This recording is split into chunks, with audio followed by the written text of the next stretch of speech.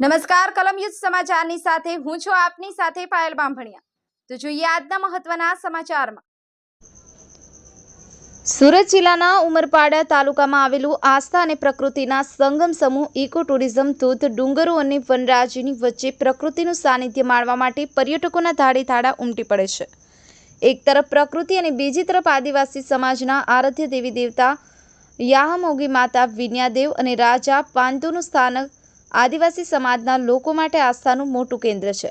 ઉમરપાડા તાલુકાથી 15-20 કિલોમીટરની દૂરી પર સાતપુડાની રમણીય ગિરિમાળામાં આવેલું દેવઘાટ ધામના દર્શન અને પ્રકૃતિની રમણીયતાને માણવા માટે દૂર દૂરથી પર્યટકો ઉમટી પડે છે।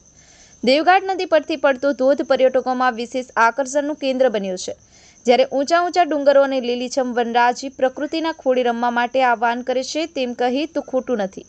આમ તો દરરોજ અહીં પર્યટકોનો ખાસો ઘસારો રહેતો હોય છે, પરંતુ શનિ અને રવિવારે મોટી સંખ્યામાં શ્રદ્ધાળુઓ અને પ્રકૃતિ પ્રેમીઓ અહીં ઉમટી પડે છે। ઝરમર ઝરમર વરસતા વરસાદમાં પર્યટકો અહીં દેવઘાટ ધામના દર્શન કરી ધન્યતા અનુભવે છે।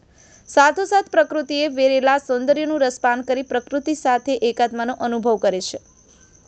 ઇકો ટુરિઝમ સમિતિના પ્રમુખ અને દીવતણ ગામના રમેશભાઈ વસાવાએ જણાવ્યું હતું કે અહીં આવતા પર્યટકો યામોગી માતાના દર્શન કરી જે પણ મનોકામના ધરાવતા હોય એ અવશ્ય પૂરી થતી હોવાનું કહી તેમણે મહાશિવરાત્રિ અને મકર સંક્રાંતિના પર્વ પર અહીં શ્રદ્ધાળુઓનું ઘોડાપૂર ઉમટી પડે છે એમ વધુમાં ઉમેર્યું હતું। ચોમાસાની ઋતુમાં ભારે વરસાદ થતો હોય ત્યારે નદીમાં સ્નાન કરવું તેમજ ધોધ પાસે જઈ સેલ્ફી લેવી, રીલ્સ બનાવી, ફોટોગ્રાફી કરવી જોખમી સાબિત થઈ શકે છે, જેથી પર્યટકોએ અહીં તૈનાત પોલીસ કર્મીઓની સૂચનાનું પાલન કરવું તેમજ સહયોગ આપવો જરૂરી છે।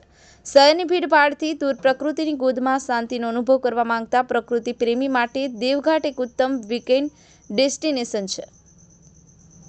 જીમનલ વસાવા, કલમયુદ્ધ સમાચાર, રમેશ સત્યની સાથે।